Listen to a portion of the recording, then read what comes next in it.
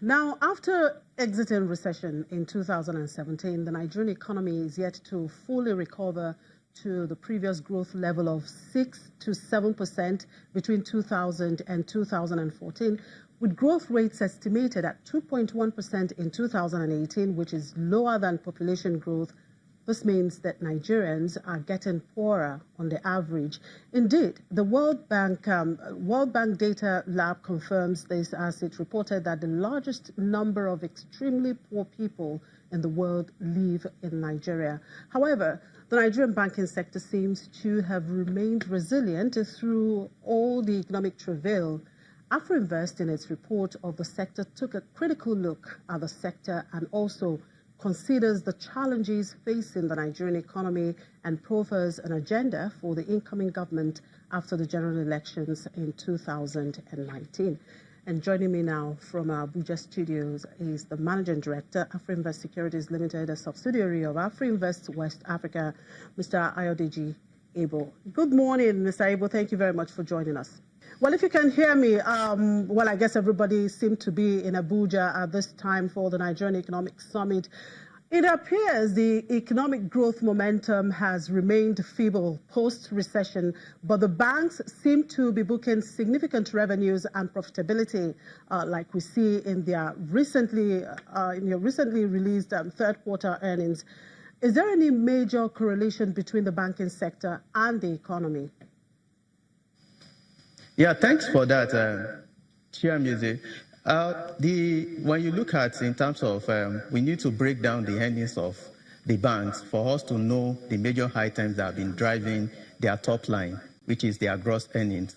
And you look at the growth rate in 2015, the bank growth rate for their gross earnings was around 5.3%. That improved to 13% in 2016 and improved to 17% in 2017. But looking at the factor that drove those growth, in 2016, as a result of the challenges within the economy, you saw the bank booked significant impairment charges. However, as a result of the growth in terms of the yield environment, they were able to book significant interest income. That helped in terms of to reduce that income gap that would have affected their bottom line. And in 2017, we also saw FX revaluation gains as a result of the devaluation of the Naira. And you would also look at it that for the banks, for the economy to grow, we require the bank. There's a strong correlation.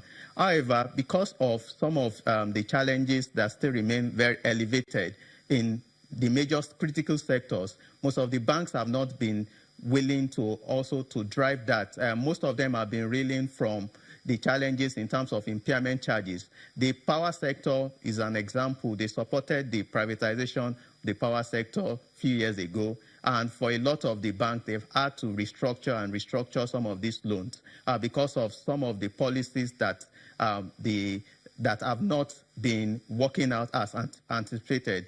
So, but we wouldn't say the banks have just been booking income at the expense of the economy, but the banks have been taking advantage of opportunities, yield environment.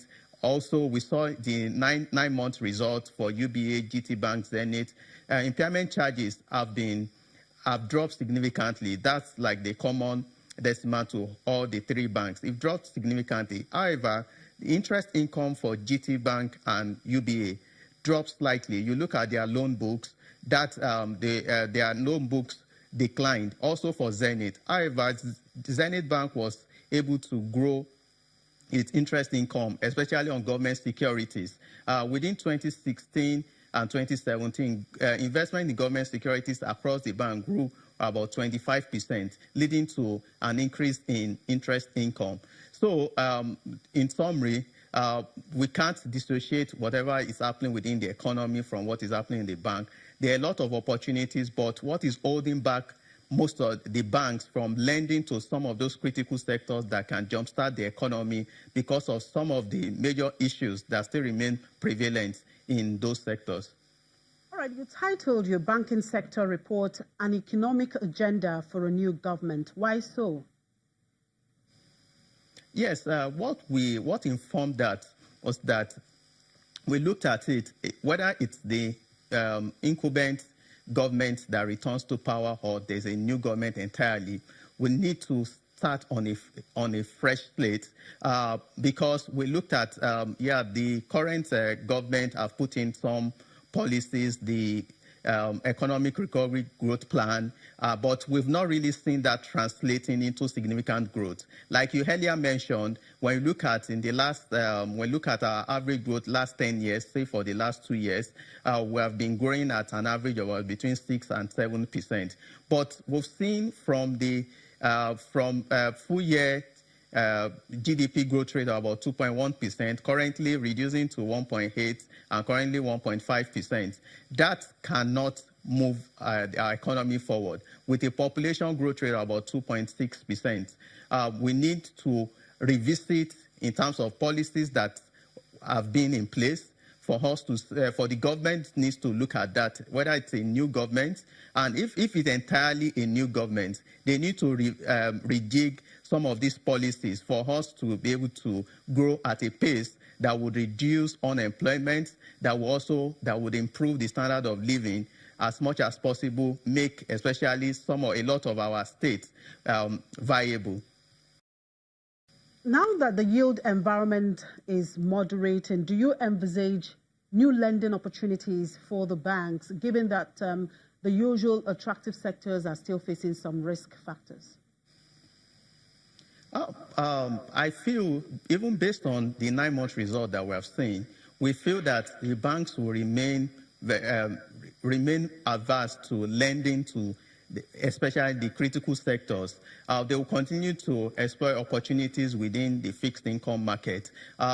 In terms of driving loan growth, they need to see very deliberate policy by the government to open up a lot of the critical sectors that would de-risk those sectors in terms of cost of doing business. Needs to be looked into, and as such, the banks will be willing to lend because we all know most of them are into business also to make money. There's the corporate governance. You look at your risk management. You cannot lend to a major part of some of these sectors that are still faced with infrastructure challenges. You have to provide your power. A lot of some of these challenges are making most of the banks stay away from lending to the sector. And even as we approach election, there's a lot of uncertainty. So I feel that for the rest of this quarter, that for most of the banks will still slow down in terms of growing their loan books. Based on the results released so far, 9 months results for GT, Zenith, and UBA, you will discover that for most of the banks, in terms of their loan growth, has recorded a decline rather than an increase, because for some of them are just trying to restructure some of those loans. But in terms of the impairment charges, yes, it has reduced significantly because especially the oil and gas sector, we've seen stability in terms of production. You've seen in terms of oil prices have rallied significantly compared to projection. So for most of those loans that ab initio had gone bad, and some of them have been writing back, and most of them are now performing. Now, if I may ask you, Mr. Ebo, is the Nigerian banking sector in trouble? How adequately capitalized is the sector? Yes, in terms of looking based on available information, their 2017 annual report, the capital adequacy ratio, which is also used to gauge how strong banks are, currently improved from 19% in 2016 to over 21%. That shows that our banks have continued to strive in terms of to buffer their shareholders' fund. Also, if you recall earlier this year, the CBN introduced like a policy to reduce how much they pay out that most of the banks in terms of dividend to enable them retain as much as possible to ensure that they have stronger capital to withstand any shock. So we feel our banks are strong, are healthy. In terms of their revenue, will remain challenged for the rest of the year. We don't expect to see double-digit growth in terms of the top line. But in terms of the strength of our banks, we feel they are still strong. When you compare that, the threshold for capital adequacy ratio for international banks are 15%. So about 5% above the statutory, we still feel that that is sufficient enough to withstand any shock.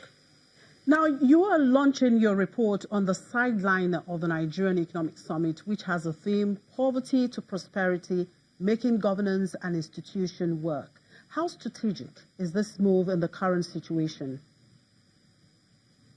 Yes, I think for most of the populace and especially the elites have come to realize that we need to do something in terms of our current pace, in terms of growth. And that is why some of the major agendas in terms of our expectation for the new government, or even if the for the incumbent to look at, is we need to look at the issue around the oil and gas sector as well as the power sector. So looking at the oil and gas sector, we know the bill which for ease of passage have been sectionalized into major three parts: the petroleum industry governance bill, the petroleum industry fiscal bill, as well as the host community fund. The governance bill has reached a major stage, but in terms of the fiscal bill that addresses in terms of investments, also looking at the framework around attracting investment, that needs to be looked at, because that would also reduce in terms of how much we spend on subsidy. Based on our estimate, using the parallel market rate, subsidy that has been spent this year will be about 1.5 trillion. And that can be channeled into more productive areas. The power sector still reeling from a lot of issues. That also has to be looked into from assets metering.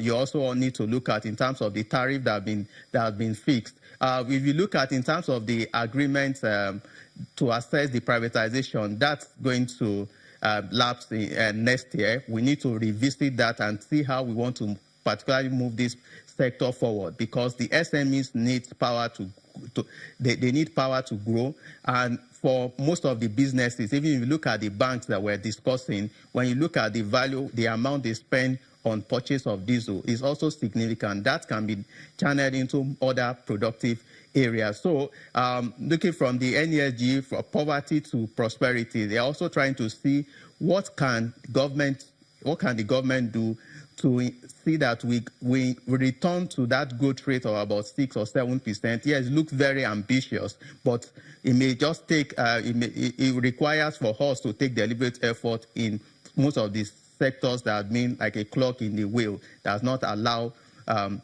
productivity. All right, thank you very much for your time, Ayodeji Ebo. Ayodeji Ebo is the Managing Director, Afrinvest Securities Limited.